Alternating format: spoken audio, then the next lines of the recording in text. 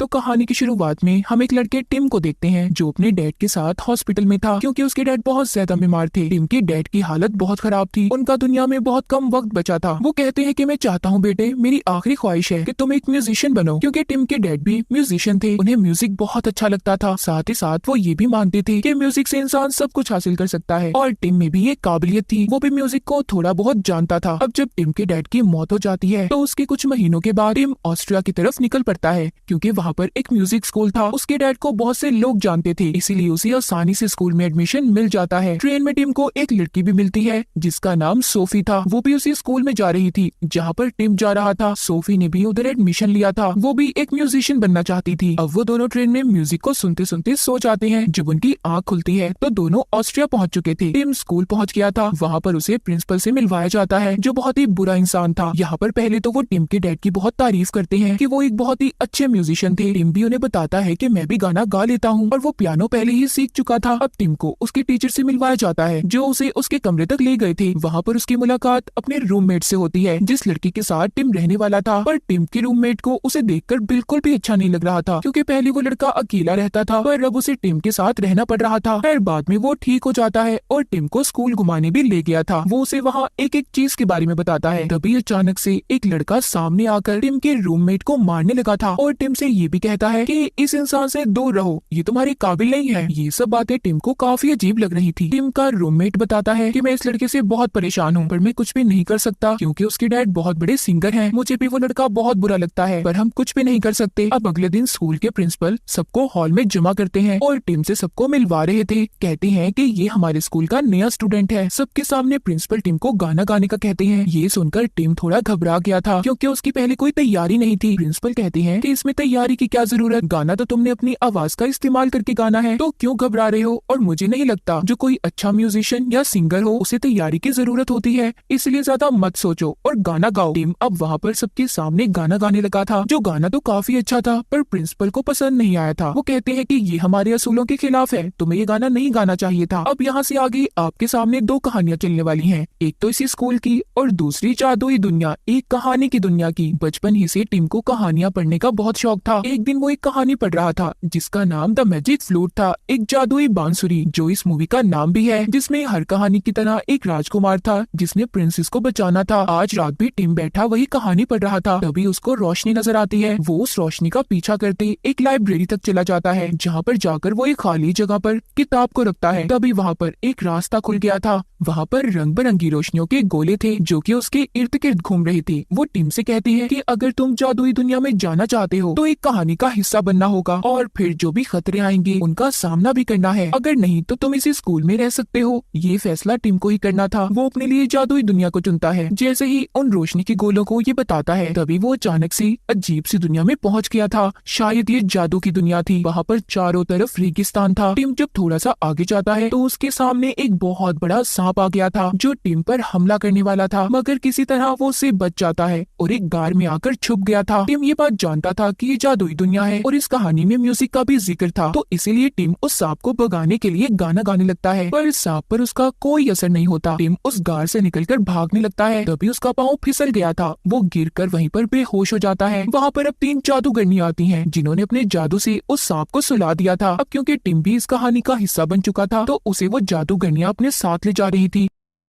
थोड़ी दूर जाकर टिम को छोड़ देती हैं। तभी वहाँ पर एक आदमी आता है जो कि वहाँ के राजा के लिए परिंदे पकड़ा करता था। टिम जब होश में आकर उस आदमी को देखता है तो उसे अब ये लग रहा था कि शायद इसने उसकी जान को बचाया है। अब वो परिंदे पकड़ने वाला आदमी ये समझ रहा था कि टिम एक राजकुमार है। टिम अब उस आदमी से पूछता है क्या तुमने मेरी जान बचाई है, जिस पर वो कहता है हाँ मैंने आपकी जान बचाई है, मैंने ही इस सांप को अपने जादू से सुला दिया, तो मुझे आप इसके बदले में कोई इनाम दे सकते हैं। जब वो जादूगरनियां ये सुनती है कि टिम एक राजकुमार है तभी वो वापिस आ गई थी और ये कहती है कि राजकुमार हमें बरसों से आपका इंतजार था और अब आपको हमारी रानी से मिलना होगा। वो आदमी जो परिंदे पकड़ता था वो यहाँ पर बार बार बोले ही जा रहा था, अपने मुंह को बंद ही नहीं करता, इसलिए जादूगरनियां उस आदमी के मुंह पर जादू करके उसकी जुबान को बंद कर देती हैं और उन्हें अपनी रानी की शक्ल दिखाकर टिम और उस आदमी को अपने महल में ले गई थी। यहाँ पर आकर टिम को पता चला कि रानी भी एक जादूगरनी थी। उसकी बेटी को एक बुरा इंसान उठाकर ले गया था जो उस शहर के राजा का सिपाही था। वो टिम से मदद मांगती है और कहती है कि देखो तुम एक राजकुमार हो,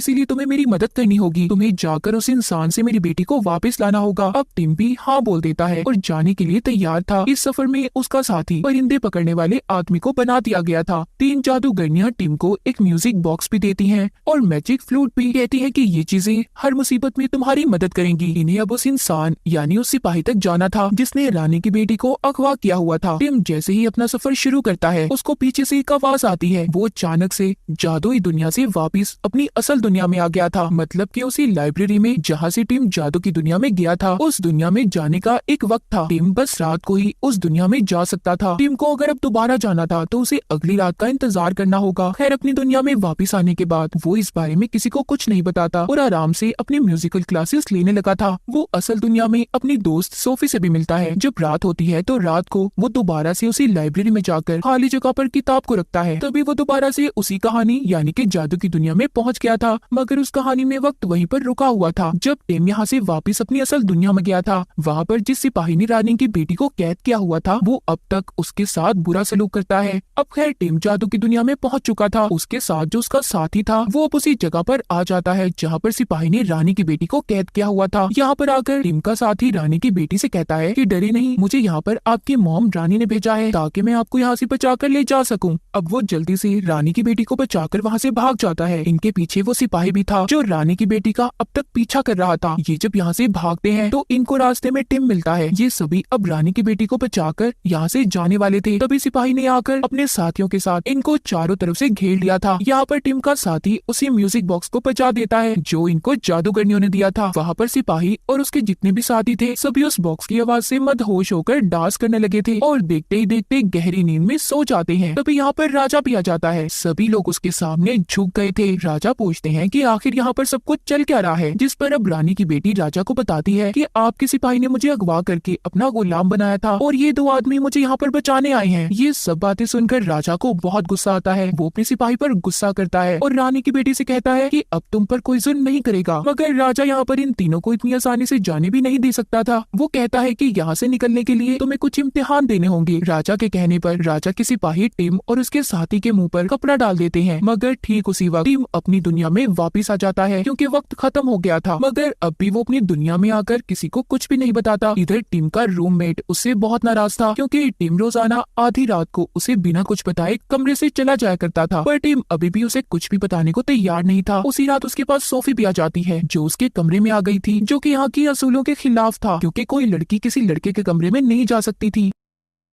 वो जब टिम के करीब आने की कोशिश करती है तभी टिम को याद आ गया था कि कहानी की दुनिया में जाने का वक्त हो गया है। वो सोफी को वहीं पर छोड़कर बिना कुछ बताए वहाँ से चला जाता है और लाइब्रेरी में आ गया था और उसी दरवाजे से दोबारा से जादू की दुनिया में पहुँच जाता है। जब वो जाकर देखता है तो उधर रानी की बेटी नहीं थी। टिम अब वहाँ की राजा से कहता है क्या मैंने आने में देर कर दी, जिस पर राजा कहते हैं नहीं, तुमने देर नहीं की, तुम्हें सिर्फ एक इम्तिहान को पास करना है जिसके बाद तुम रानी की बेटी को वापिस अपने साथ ले जा सकते हो। तुम अगर लंबे वक्त तक बात नहीं करोगे, चुप रहोगे, तो तुम्हें रानी की बेटी से मिलवाया जाएगा। अब टिम और उसके साथी को खास जगह पर ले जाया जाता है जहाँ पर इनके चारों तरफ सिपाही थे। इन्हें यहाँ पर बिल्कुल खामोश रहना था। खामोश इनको कितने वक्त के लिए रहना था इन्हें नहीं बताया जाता। अब टिम के साथ जो उसका साथी था वो बोल पड़ता है और तभी वहीं पर गिरकर बेहोश हो गया था। उधर हमें रानी की बेटी दिखाई जाती है जो दोबारा से सिपाही के कब्जे में थी। तभी अब वहाँ पर उसकी मॉम आ जाती है जो अपनी बेटी से पूछती है क्या तुम तक वो राजकुमार नहीं आया जिसको मैंने तुम्हें बचाने के लिए भेजा था और तुमने अपना काम क्यों नहीं किया। यहाँ पर हमें पता चलता है कि रानी एक चालबाज औरत थी। दरअसल उसने अपनी बेटी को यहाँ पर राजा को मारने के लिए भेजा था ताकि वो खुद सारी जिंदगी अमर हो जाए। वो सिर्फ अपने मकसद के लिए अपनी बेटी को इस्तेमाल कर रही थी। अब रानी अपनी बेटी को ये सब कहकर चली जाती है कि अपना काम पूरा करो, मगर कमरे के बाहर सिपाही ने रानी की सारी बातों को सुन लिया था